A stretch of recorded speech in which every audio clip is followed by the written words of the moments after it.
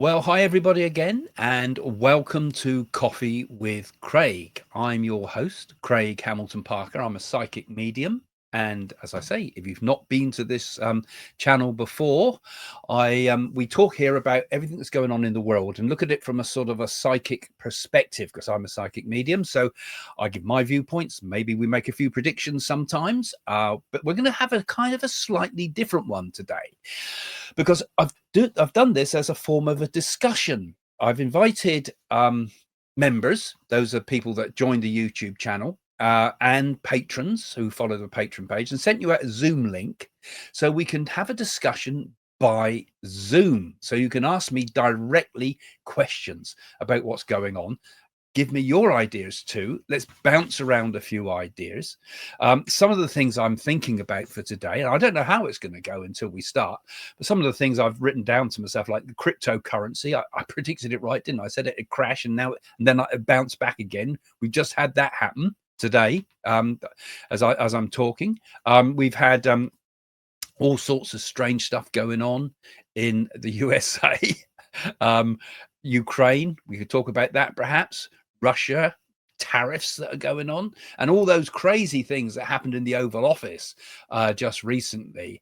Has that changed your opinion?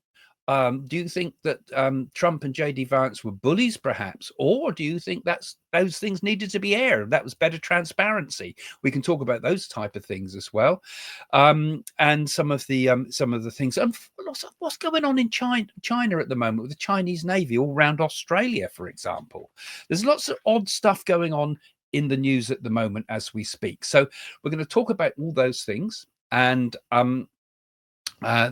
hopefully you'll enjoy it. So it's an unusual sort of show today, a Zoom version. So don't forget, as usual, guys, always please give me that thumbs up if you enjoy these videos and come here regularly, because it helps. And if you watch this and enjoy it, do please follow the channel, because we've always got lots of thought-provoking spiritual stuff here. Anyway, welcome to Coffee with Craig.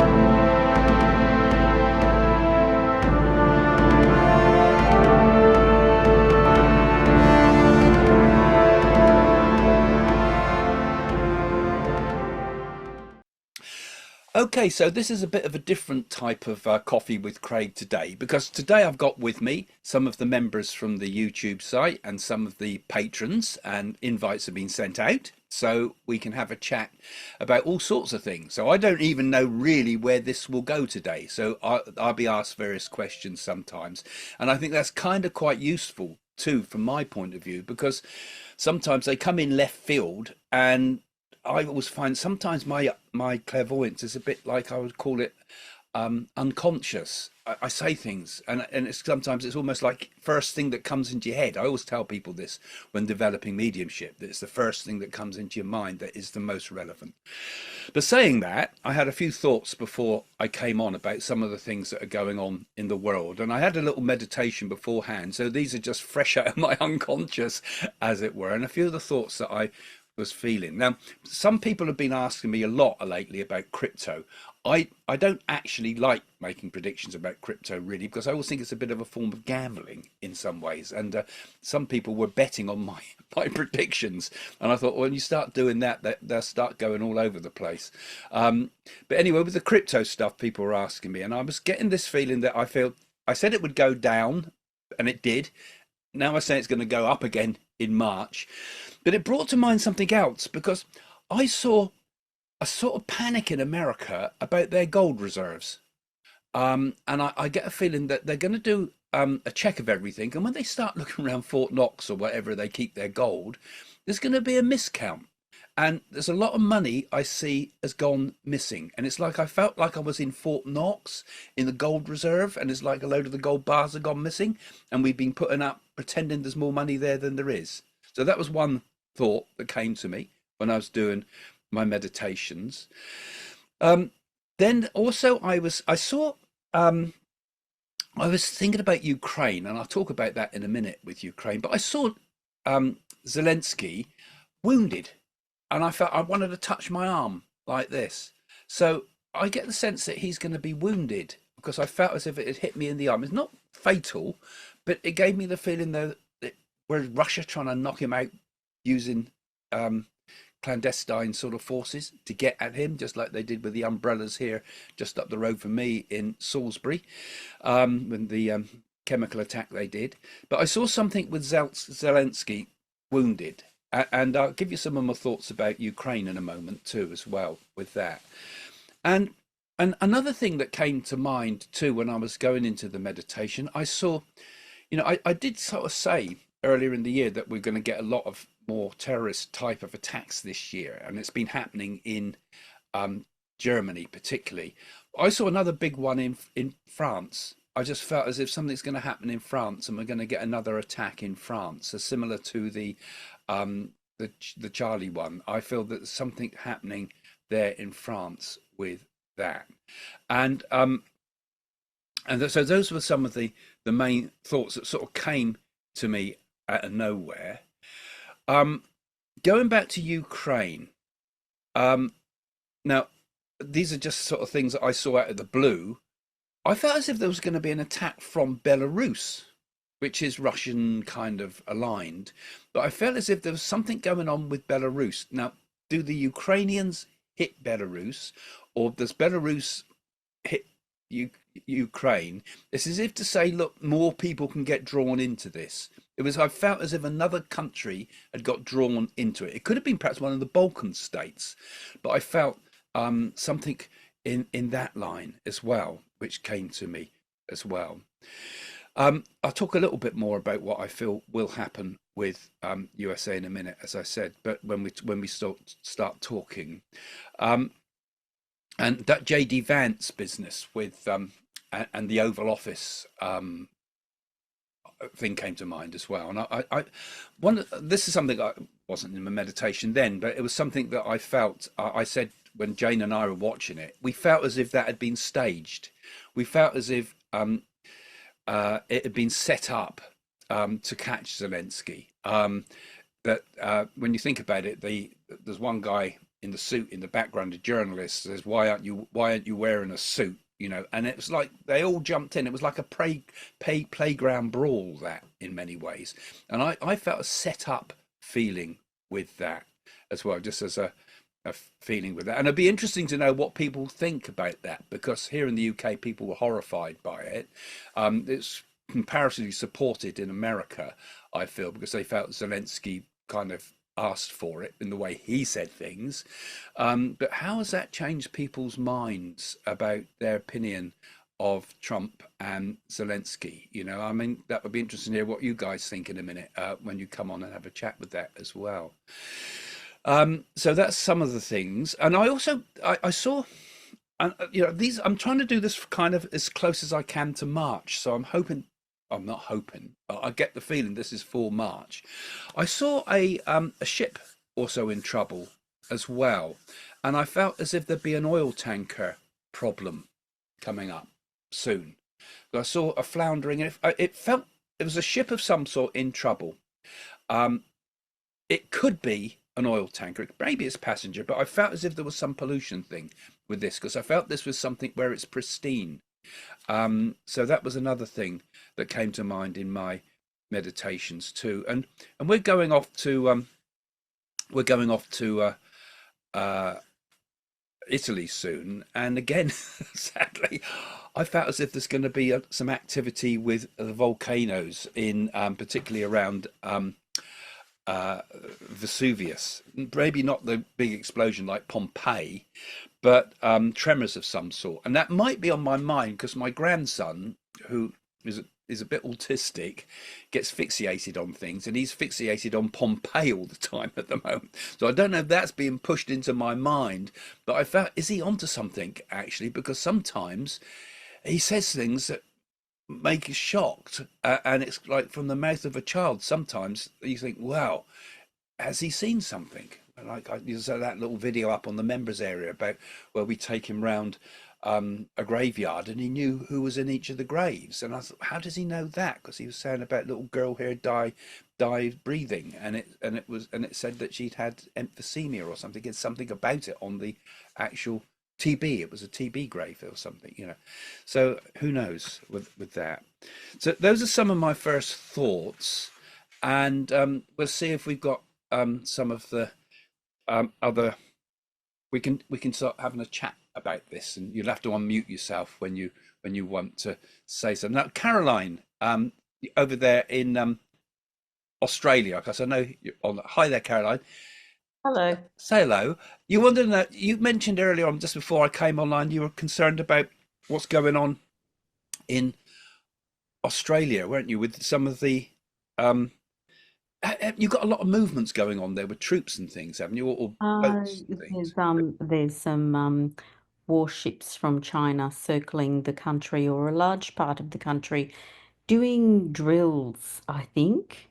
But we're all very surprised that the drills are so very close to the shoreline, reasonably close to the country. So, yeah. Because I wrote a little bit down about that actually Mm. early on when I came out of my meditation, and then you came online and asked about it. I thought, well, that's an interesting synchronicity that should happen. Um, but I get the feeling that China is trying to test the weakness of the Australian defence system, which is worrying, isn't it? Because I've always said that I feel China will make a move on Taiwan, and my feeling is that they're kind of sitting in the background waiting. What will Trump do with Ukraine? Will he sort out the war there? They're almost think they're seeing him, they're testing him really. Will he sort things out? And could we get away with it just like Russia gets away with it? Because one of the questions with Ukraine is, if we let them get away with it there, then there's going to be, what else can people get away with? If it's just a question, okay, these are bad guys, we're not going to fight for justice. We're going to just do a deal and do a land deal, sort it out. Whatever we do, let's sort it out. And the problem is the right and wrong side of it is not got sorted out. This is it, who's the aggressor? Um, and that's of course another thing that would happen. Well, what if China went into Taiwan? Would America step back? So let's test our defenses and our strategic attack forces, because obviously China would have its eye on ultimately on Australia too, wouldn't it? I mean, what if China decided to really become expansionist? First thing they'd want to do is take Indonesia, because that is like a little narrow outlet that all their shipping's got to get through. Just like Trump says, we need the Panama Canal. Oh yeah, great, you have the Panama Canal, but we'll have Indonesia because we want to make sure our ships can get through.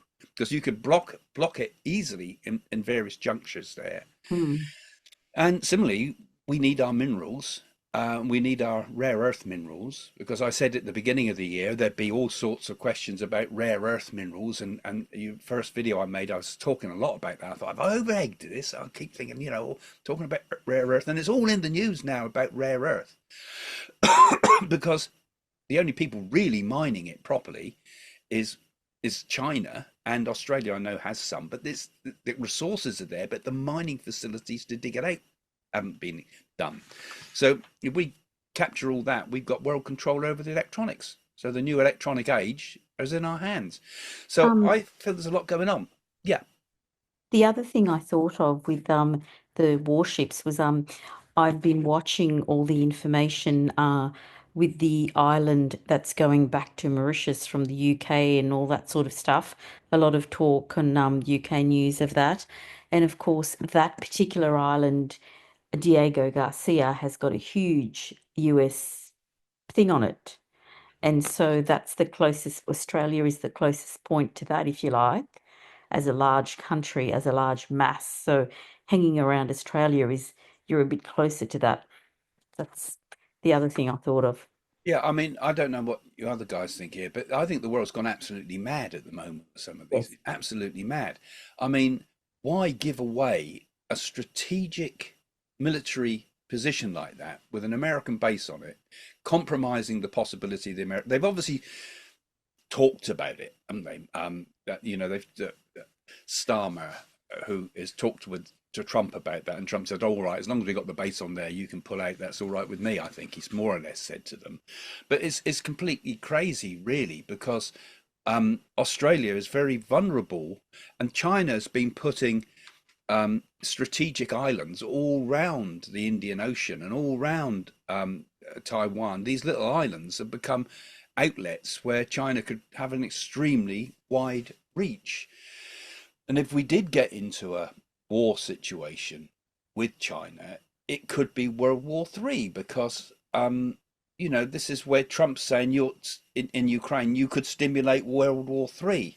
Now, does he mean World War III with Russia, or does he mean the potential World War III on another scale, with letting China off the leash of knowing if we don't get a peace deal done, we might end up with another conflict because they can get away with it.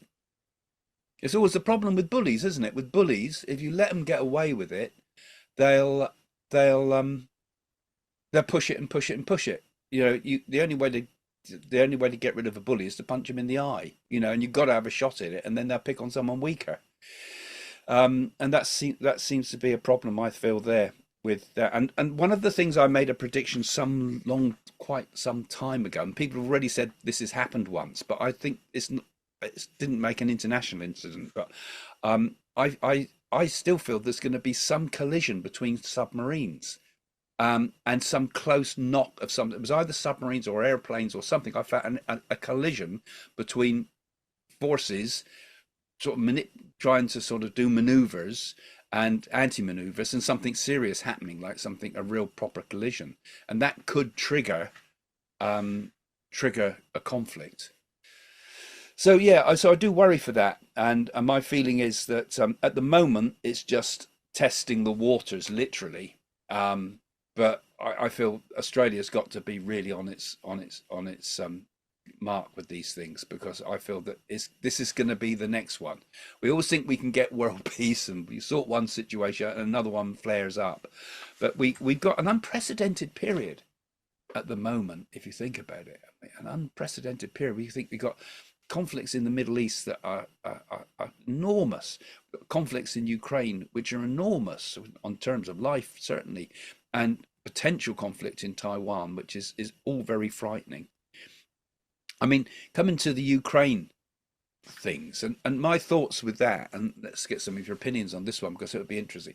I've always felt that ultimately Ukraine will kind of. I looked back at one of the videos that I did a long time ago, and I said, in that video, I said, with Ukraine, they'd leave a thin slither of land, which is kind of how it worked out. I said that at the time when Kiev was under threat before that, but then they went into Kiev. They thought they could take the whole of Ukraine in a few days. They were pushed back. And I said that the Ukrainians would fight fiercely, more than you could ever imagine. And ultimately a thin slither of land would be left that would unite the Crimea with Russia. Now, if you think about it strategically, they've got three basic solutions in Ukraine. I think if you keep on, no way is Russia ever going to give Crimea back. It's their big port into the Mediterranean and the rest of it. It's strategically too important to them to ever give up on that. So they would go to the absolute ends of the earth to protect that. So we've got first choice we've got is a war forever, in which we keep pouring more and more money into it until everybody gets exhausted. We got the other option of a negotiated peace where justice isn't seen to be done, but land is secured, and you end up with a solution like Trump is suggesting, where we have mineral rights and the rest of it as a way of propping up the money that's been poured into it. And the third alternative is basically World War III, because no way is Russia going to give up on Ukraine, on Crimea in particular. So I think we've got to really think here about how what these are crazy solutions that people are coming up with. Because if you think about the sheer length of the border that they're talking about in Ukraine of defending, here in the UK, we can't even defend our own English Channel. We've got unarmed people flocking into the country. We bring them over, who bring them ashore, and we've kind of given up on it. It feels it's like they've given up on trying to protect the border. Something will always flood through, and that's that tiny little bit of land, which is basically a small area between Dover and France, which is a small little area. But how would anybody ever defend a border that long and stop intrusions and stop other fights and going on? Totally impossible. It would absolutely drain the resources of Europe to do that. And so there has to be a negotiated solution. And my opinion on this is that Europe is just going to throw good money after bad, as it were, on a campaign that ultimately has to be sorted out. And that means everybody has to lose. And it means that the aggressor, Russia, has won the battle, because they've not been able to push them out. I mean, any thoughts about that from any of you? What you think? Oh, I don't want to be the only one talking all the time, but I was thinking that this goes back to 2014 and back to the Minsk agreement, which Russia felt Ukraine didn't hold up to. And there is a school of thought that various parties in Europe never had any intention of honouring that, but just went ahead with it at the time, and that this has been a long time coming and brewing. And President Trump has said if he was president, the war wouldn't have happened. I mean, nobody can tell, but you'd have to wonder, really, would he have stopped it? Maybe, Mm. perhaps. Yeah, So, and also when you think about it, if you compare this to other periods in history, there's two periods in history that this whole thing sort of reminds me of, and that's 1914, before the First World War, and just before the Second World War. Because here in the UK, they're now talking about, okay, well, what's they going to do when we start putting more money into the army? We're going to put more boots on the ground, as it were. We're going to recruit more. We'll recruit more soldiers. And that's kind of a dangerous thing when you start pumping all people onto the board. Last time round, it was we must defend Belgium. Second time round is we must defend Poland. Third time round, we must defend Ukraine. I mean, it's all very similar to me. History kind of repeats itself, doesn't it, here?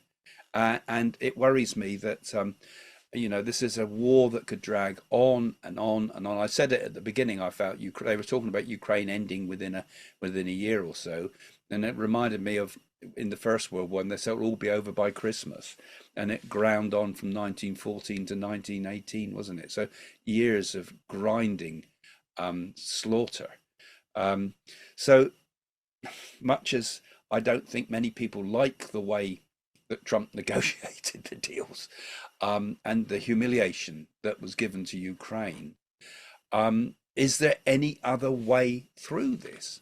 I can't see another way through it. I feel it has to be done by some negotiation that means sort of difficulties for our moral compass with these things.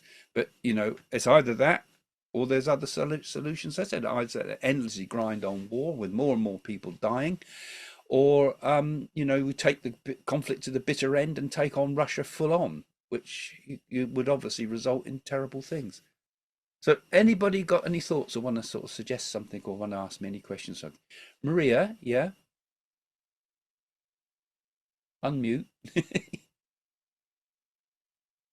Right. Got Yeah. it. Yeah, got it. Yeah. Okay. Well, I was thinking about, after the Cold War ended, Ukraine turned up to be the third largest nuclear power in the world. And then in 1994, I believe it was this Budapest memorandum where they agreed to turn back all the nuclear weapons to Russia in exchange for, that Russia, the UK, and the United States promised to never attack or invade them. And now we have this situation. So we have Russia who has shown that they are not reliable, that they cannot be trusted when it comes to negotiated deals. So my fear is, I agree with you, Craig, that a negotiated peace is the way forward here. But how do we know that Russia will stand by its word based on history? That's my biggest fear right now. Yeah, and Maria, you're up in we've got I'm in Sweden. I'm in Sweden. So we just recently became a NATO member. We have been neutral for 200 years before that. So, yeah. Okay. You better mute yourself again, Maria, because I'm getting a feedback when I speak back to you. Oh no, it stopped actually. Yeah, okay. So yeah, my thoughts are actually, because I mean, I can't see anybody being able to trust Putin. I mean, we had a chemical warfare attack here in the UK with that Rising business, which is literally place Jane and I go to regularly. You think it's right on your doorstep. Wars always seem far away, don't they?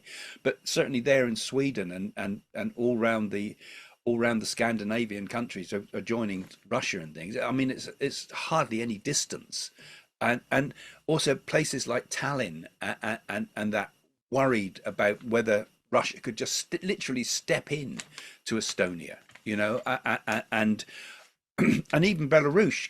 I was talking about earlier, I felt something's going to happen there. It's so easy for Russia. It's such a huge border. Russia is a huge country, and that's a huge line all down there where Russia could, I remember the days when Russia stormed into Czechoslovakia and the tanks went in. It doesn't seem that long ago. I mean, it was long ago, but in my memory, I can remember it all happening, and everybody was saying, "Oh, they're going to push out the Russians," and of course they didn't, and Russia came in. And it wasn't that long ago we had Tiananmen Square with China storming in, storming on its own people, and the umbrella rebellion in Hong Kong. The problem is we have too short memories with these things. We can't trust these large countries that are run basically by whatever you want to call it, but they're basically totalitarian type of countries. They're emperors. They're the modern day emperors, and a modern day we need to be rid of that. That's why we can't trust China. We can't trust Russia. We can't trust places where the common people can't vote for change. And we couldn't for a long time even trust America, because America had been so compromised. And the more you hear about the way everybody's had their finger in the pie and they're all been stripping out billions of dollars in fake jobs and backhanders and things, and we see it here in the UK. I've seen it all the time, just looking at the building that goes on. You think someone's taken a brown envelope to get that building knocked down so they can build an estate there. Someone's taken a brown envelope so the poison can be put on that great row of oaks so they just happen to die off before they build the places. There's corruption in all of our countries, and once that happens and you get corrupt police forces and you get corrupt governments, we're all at their mercy. So could we do a deal with Putin? Probably not. Do we have any choice though over Ukraine? Probably not. This is the problem that we're dealing with here.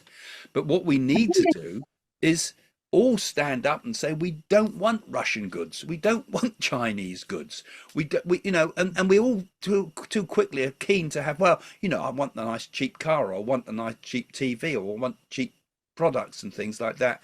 We're mugs, and we've thrown away our independence. We don't even have steel industries that are any good to build battleships if things really got into serious trouble. Any other thoughts or any other questions here? Christina, yeah. Oh, yeah. So I was just wondering, Craig, what you think about the BRICS alliance, because obviously, we've got problems with Russia, we've got problems with China, but if they obviously get into bed with some other very large countries, like India and Brazil. That just makes a huge headache for the West, doesn't it? It does. But I've always felt very positive. But I love India because I've been there, and I love the Indian ways and the Indian um, uh, spirituality. And I've always felt that India could be the saving grace with much of that, because you think India at the moment has the biggest, I think it's got one of the biggest populations of young people. It's had a population explosion, and those are young people. When I was in India, I was amazed at how many young people faces that I see. And if you go and watch bloggers that go there, and talk about India and go to the worst places, there's still endless faces of young people. All those young people usually bring a boom in the economy. Certainly here we had the baby boomers boom when after the war, and people like me were the baby boomers, and we suddenly got a massive increase in our wealth. Now, I've always felt, like I've said, I've always thought Trump's NAADI and the rest of it. I'm sure he has India in his blood. And we've got a very interesting situation in America at the moment with so many Tulsi Gabbard and all the others. There's a lot of Indian faces out there that have an influence over things. And I think that seems kind of strange to me. And Modi and Trump got on tremendously well. Now, India has its foot in two places as it is trying to do deals with Russia. I understand why it would want to do that. It's trying to do the BRICS stuff. It's trying to do deals around the world. It doesn't want to be part of the destruction that comes with globalization. So people like companies like Tesco's and Walmart and that can't open their stores there, I believe, because they say no. Everybody's got to earn a rupee. We need it. We need to be able to spread it out and not stamp it all down by one or two big companies dominating us. So they're taking a different view in many ways. And I think the answer to it will be India's rise to power, which will come with the decline of China. Now, at the moment, China's still getting by, but have said in my predictions from a long way back, and it's becoming more evident and kind of self-evident now, that China does have problems that we didn't know about all that time ago, 10 years ago or so. I was saying it, that China will ultimately break up, that their economy will cave in, and they've got an enormous problem with with overbuilding and the rest of it. They've got all sorts of monetary problems, and these tariffs, when they start coming in, which are coming in this week, only 10%, I think, Trump's done on China at the moment. But you start putting the 25% there. I think he's testing it with Mexico and Canada at the moment. Those are kind of, and I was thinking the way Trump does things, it's a bit like, if we go back to the Indian idea, the churning of the oceans, right? They churn the ocean of milk, right? And when they churn the ocean, the gods churn the ocean, what comes out of it is both poison and also nectar, right? And Shiva took the poison and held it in his throat, but there's also the nectar. What Trump does, he goes in and he stirs things up. I almost think I can see his Shivite sort of background. He stirs it up. Now there's the poison, there's the nectar. What are we going to do about it? Let's get a deal. Let's sort this out. He always causes chaos. And I think it's a clever way of doing business, actually, because while people are running around like headless chickens, then and you keep your cool, you can get the deal that's best for you. And everybody's desperate to stop having to run around like headless chickens. And I see him doing that with Canada at the moment and with Mexico. So I feel he'll do a deal with Canada. He'll say, okay, well, we might be able to do a deal with you. It's nothing to do really with fentanyl, but he's got that as his excuse when to take because they'll obviously need to crack down on the fentanyl thing, because nobody can agree that that's a good thing.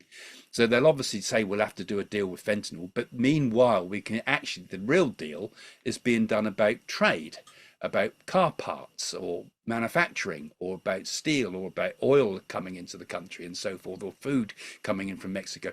We do that deal, but we say, okay, you've sorted the fentanyl out, now we can reduce the tariffs. But actually, you've done the deal that I wanted economically, and that's why we're bringing the tariffs down. It kind of gives him an excuse to put on or take off tariffs. So yeah, that's my thoughts.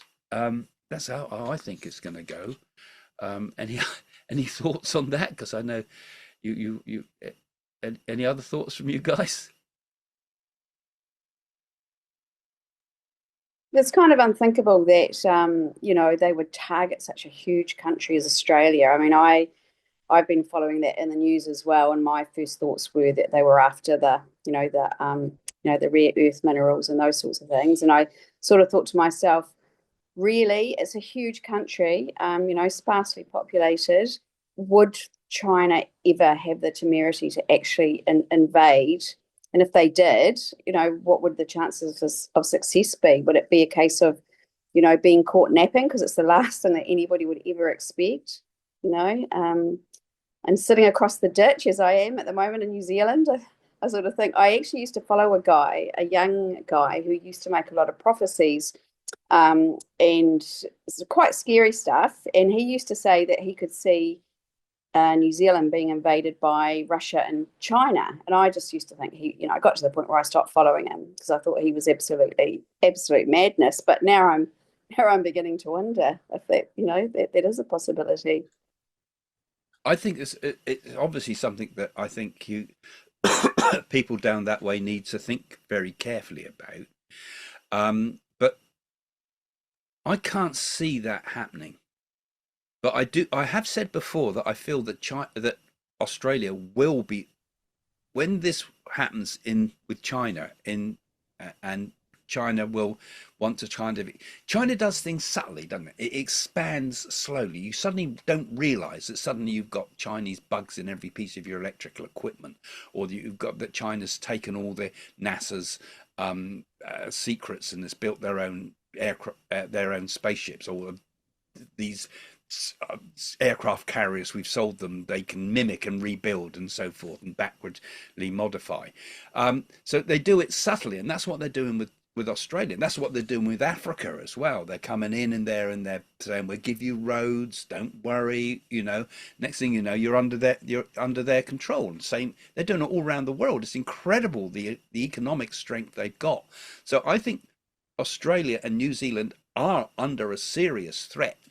And the biggest threat that I feel that New Zealand has particularly is woke, which is gradually beginning to be seen off slowly.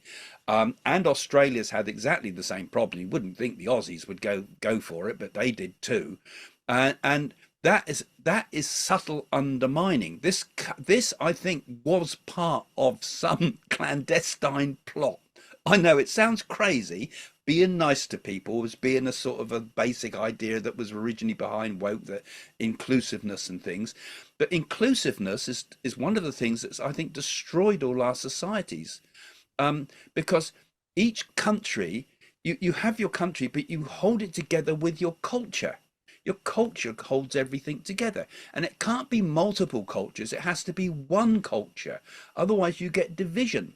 So it suits many external forces to say, let's have as much division as we can. Putin in particular loves division, doesn't he?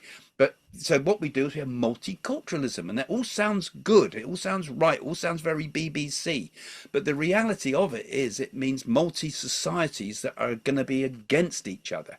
Because who do you value most? Do you value your own kind most from your own ethnic background, or do you value the culture of the country? If something in the past, I was thinking back to, I've been watching Only Fools and Horses, which I love, a phrase from that would have been said on television, like lovely jubbly. If you said lovely jubbly to someone, everybody in UK would know what you meant because they'd all watched the same television, which was kind of in a way shows how the way a combined a single culture binds the country together. Everybody would laugh about it. Loads of money, you'd say. Everybody would know what you're talking about. That was our one culture. Now that's been broken up a lot because of the way the internet, it gives us all these echo chambers where all we hear is the same voice of what we think we want to hear. So it's like individual cultures we now have. You know, what I watch on YouTube must be massively different to what Jane watches on YouTube. Because if we look at each other's channels, I see all Jane's will all be new homes to buy in Sweden, or you know, all these Hayes Place in the Sun sort of things, and mine would be all sort of political stuff and things like that. So we get this whole thing of this world that is divided by culture like this. Um, Jane, I'm Craig, online. All right, I was just going to say hello. Oh, well, come and say hello. Jane wants to say hello. Okay. Oh, sorry, that's fine. Hi, I thought I can hear you saying about houses. Hello, Jane. Take care. Bye. hello, Jane. you So can join lovely in to if you She want. looks No, lovely. I'm busy. I've got somebody with You me. look so Bye. nice. Craig. So I thought I was going to have to just take the going bins to out halfway through Coffee with Craig. I was just going to say someone's written a question in the chat box a little while ago. Linda. Okay. Here's my question. Will there be a major earthquake in the Pacific Ocean region or Philippines Sea this year? Here in Guam, we've had many earthquakes and they have gotten bigger each time. Well, in my predictions at the beginning of the year, I spoke about that I felt there's going to be a real big one around Japan. I still hold to that. I feel that something is going to be, I saw it in the Pacific somewhere, and I felt it was like all round. I mean, Pacific's a huge area, so I've got pretty good odds, I suppose you could say. But it is like that. I felt as if there was something, a big plate move that affected right over from America to Japan. So right, and so that's happening then, is that we're getting major earth shifts there that I'm not aware of. That's not reported over here. So that's Linda saying that. So Linda, that's something I tell us, Linda, is that what you've been getting? Have you there? You'll unmute, Linda. Just ask to unmute. You get it. You should be able to see it then. Got it. Yeah, Got- yes. Can you hear me? Yeah. Hi there, Linda. Yeah, over in Guam. Hello. It's just a Yeah. background, but it looks nice. Well, this is what it looks like here. Yeah, so we just had a hurricane. Earthquake. I'm also from Alabama. We have hurricanes. But yes, we had an earthquake just the other day, and it was the biggest one we've had so far. But we've had many since I've been here. That's interesting because it's not been, these things aren't reported really. Not until something really major happens do we get Yeah. something. So that might be from similar to what I've been talking about. I felt as if there was going to be some pretty huge earth movements in 2025, and this will affect places like Guam, yes, and the Philippines, and I even feel as far as America and Japan. So it's like a big area. So my feel, and I was talking also about, I feel that in 2025 I see this gas cloud, which I've spoken about already on Japanese TV, and I feel something like that's going to happen. And I even, like I said earlier, I even felt like I was having feelings about Vesuvius in Italy. So could the whole world be shaking? Because you know we've always experienced long periods of very static Earth movements. But if you look at the history of the Earth, and there's been major stuff, and we forget that we've become so arrogant with our civilizations that we think that everything's here going to be the same forever. We're control nature, can we, are we destroying nature? We see ourselves as so huge. It's like Mother Earth could just shake like that, like we're fleas on it, we very few people really think outside the box about the survival of humankind. There's been so many times in our history where humankind has been nearly wiped out, down to the thousands of people, not millions, when in the earlier parts of history. It's amazing that we made it this far. And I think we should be humbled by these thoughts. I don't want to be sort of saying, the end of the world is nigh, sort of thing. But we are vulnerable. That meteorite that was coming towards Earth, they reckon it's a 0% chance of hitting the Earth, right? But how many others are there out there that we should see one in even this period of history? We wouldn't take a lot to really bring us back to the Stone Age again.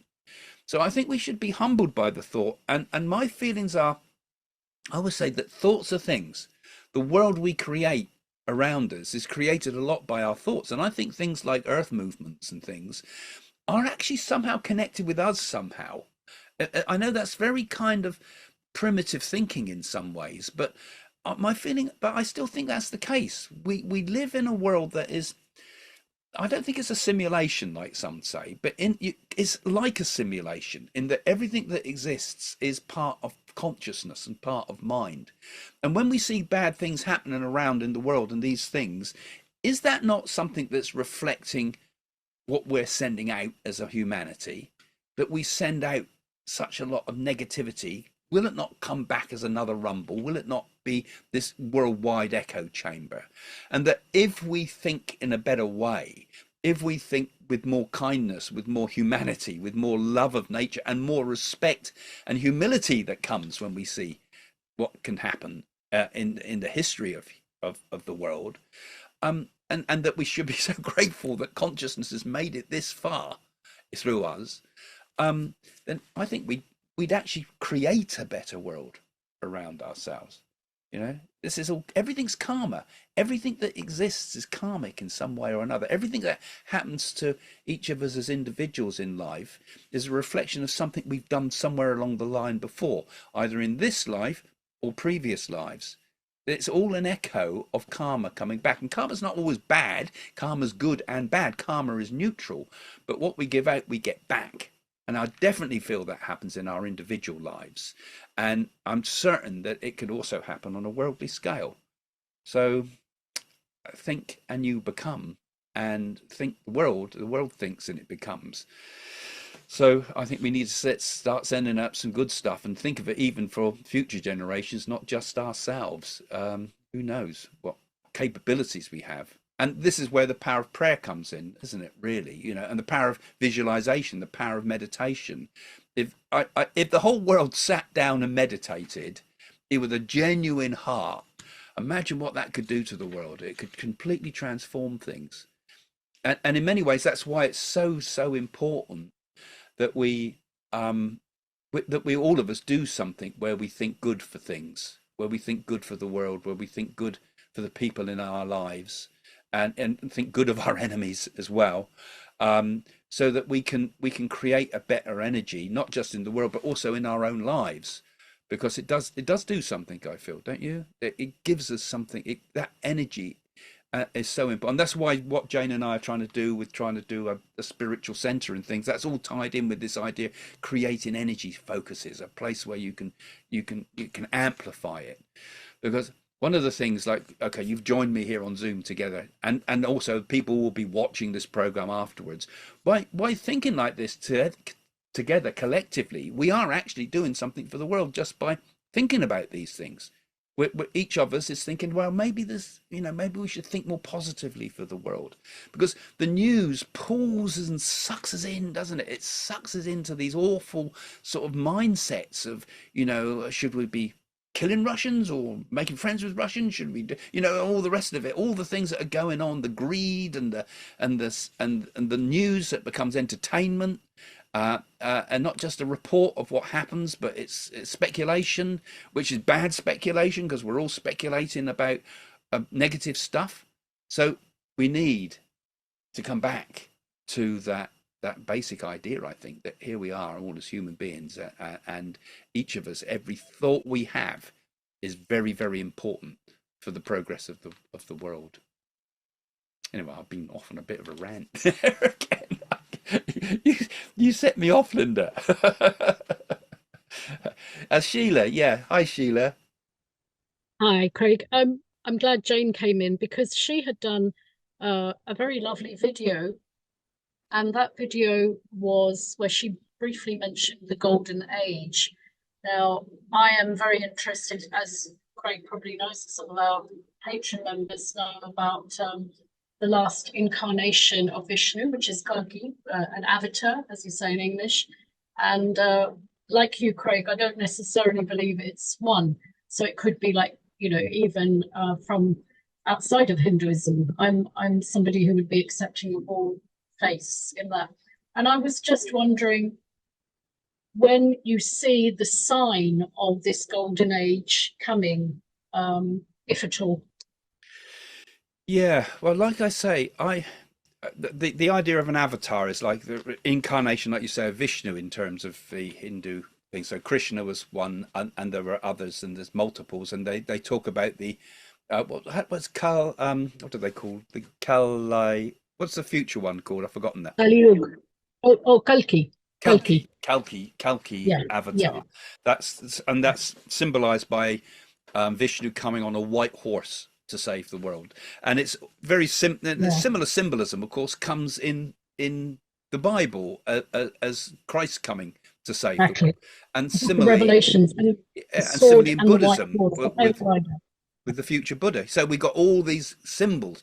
So who's right? I always think of Homer in The Simpsons, who's a great predictor of the future. Often says, you know, what if I'm spending all my time worshiping the wrong god? I'll be in serious trouble, you know. But the way to look at it is that all these seers are saying the same thing, because each one comes to save humanity, but then each religion tends to say, actually, it's only come to save us lot, you know, not the others, you know. But reality is that the great beings, any great being would want to save all humanity, not one or another, not those that believe Yeah. this, not those that subscribe to our particular faith. So these things have to come from for all mankind. And so when we say it's Vishnu, or we say it's the Christ consciousness coming back into the world, my feeling is that this time round it comes multiple ways, many lights, and I think it comes through each individual. Now maybe there is one being that comes into the earth that could be the one that would be the focus. I mean, I'm very interested in Sai Baba, as you know, and Prema Sai, and the idea of that. I'm talking to some of the devotees there that said that it would be so beyond consciousness, so beyond our ability to understand, that even being in the close to that person, it would be almost blow our brains out, because it would all be done telepathically. Now, anytime you see a great teachers and great gurus, and I've seen Siddha yogis and the rest of it and done those things in India, it all happens on an inner level. You don't even have to say anything, but the connection is happening on an inner level, and they're like speaking, but not necessarily in words to you, on a deep soul level, and things are happening and changing within you. Now, this is how I would see the great beings that would come into the world would be like. They would be like, it happens inwardly. Words are not needed. It's not something that would be projected over television, because television couldn't carry that sort of thing. It would be done where you see the omnipresent God in individuals and realize it in yourself.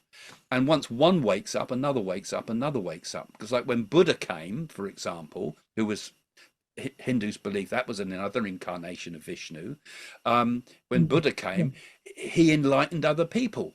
And those enlightened people went out and spread the message. When Shiva came, he enlightened the Septa Rishis, who went and spread it around the world. When Christ came, he enlightened his disciples, who spread it around the world. So it tends to also start to spread and wake up. And I think it will wake up lots, like I describe it as lots of candles all being lit, and one at a time, until the world's illuminated with light. Other signs? I don't know. We could, this, each of the religions of the world talks about the signs of the future age. Whether you look at Christianity or Hinduism, the Puranas, for example, in Hinduism show certain signs. The signs are there, certainly from the Hindu texts, aren't they? The signs of the decay of society, particularly the moral decay, and it talks a lot about the moral decay of women, the fast foods the Puranas talk about, don't they? And the advent of bad eating that comes from takeaway food, described in centuries ago, and talks about the stones speaking, it said. And when you think, what's that? And you said, that could even be, I don't want to even mention the word Alexa, because it will start speaking to me, but you know, it's like solid things speaking, you know. We've got all this happening that's in the symbols there, Christian symbols. I'm sure you could talk about all the signs and symbols that come from Ezekiel and right the way through to the Revelation and so forth. So yeah, I don't know. I think the signs we want to look for are the signs within ourselves. Are we awakening? Because even if nothing happens, even if the golden age doesn't come, we've got to create the golden age within ourselves, each of us as individuals. And they say that in the dark age, that it's the easiest time in many ways to find personal enlightenment. You only need to do a mantra, it says in the Hindu text. You only need to do a prayer. Jesus would have said in the dark age. You just need to find the connections, and you can actually make very fast progress in the difficult times.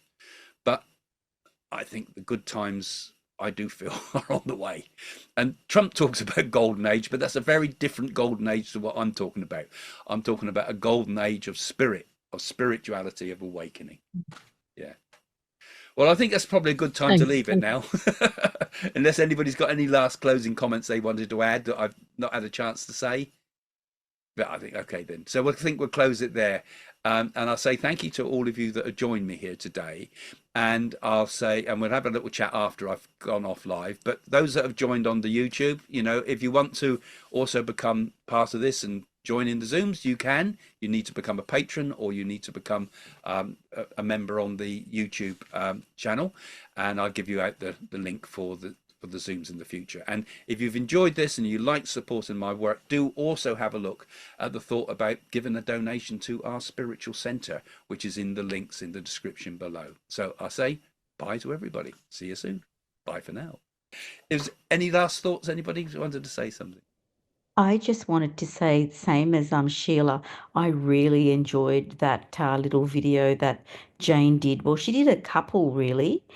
They were just lovely. Yeah, After you watch it, brilliant. I mean, you're the big star, Craig, but after you watch Jane, you just feel, all is right with the world. Absolutely. You're Oh, good. And I I haven't so love watched it. that I right, don't watch mine. I Carolyn. don't watch her. to tell you what She's sort of calm I fabulous. feel after I've watched Jane. Yes, I'm coming yes. to I England in totally 2 agree. years. I really hope to get a reading from Jane. Oh, great. Okay. I shame I didn't actually She's include fab. that in this a bit more, because I could have said it. I'll put that on. I'll put this last bit of recording at the members area so people can get to that link. Actually, yeah, Jane's got a really good energy to her, and she's doing readings now. People come a lot. She only does readings face to face with people, and I can understand her wanting to do that because it's much more intimate and it's much easier in some respects. Well, not easier. It's much more, I don't know, it's easier to get into the right frame of mind. She does it real old fashioned. And I think didn't you have a reading with Jane, Christina? I think. Yes, well, I'm actually going to be coming when I get back to the UK. I'm coming down to see her again in a few weeks because my mum's just passed away. So, so I'm coming to see Jane in a few weekends. So, but yeah, like to be in her presence is very uplifting. It's nicer, Very, isn't it? It's nicer doing it face to face. Yeah. yeah, lovely to be around her. I found, because I've had a couple of readings with Jane, but just being around her, I don't know, it sort of just rubs off on you somehow. I don't know how, but yeah, very uplifting.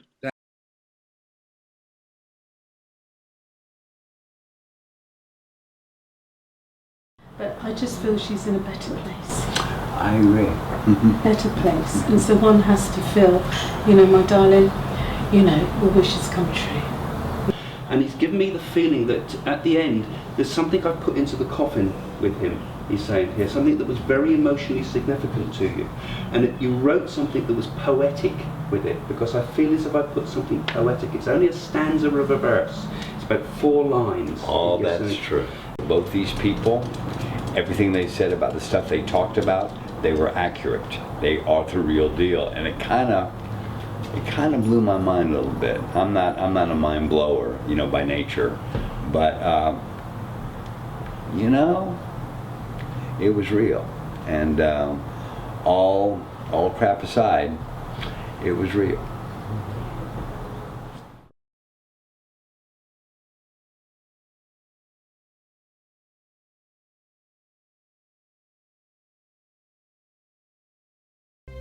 Fascinating. Remember, our psychic mediums have never met the people in these circles and know nothing about them. While the crew sets up for Craig's seance, let's see what the participants of Jane's seance thought of what just happened. Well, I suppose I wasn't really quite sure what to expect when I came. it was different. It was interesting to me to find out that Diana came across so strongly as knowing what I was doing. And that came across very clearly in what she said to me. And that she was there and that she knew the work I was doing. That was quite powerful for me. Even the one who calls himself a cynic was very much part of it. I found it terribly hard to relate the Diana I knew to being a spirit.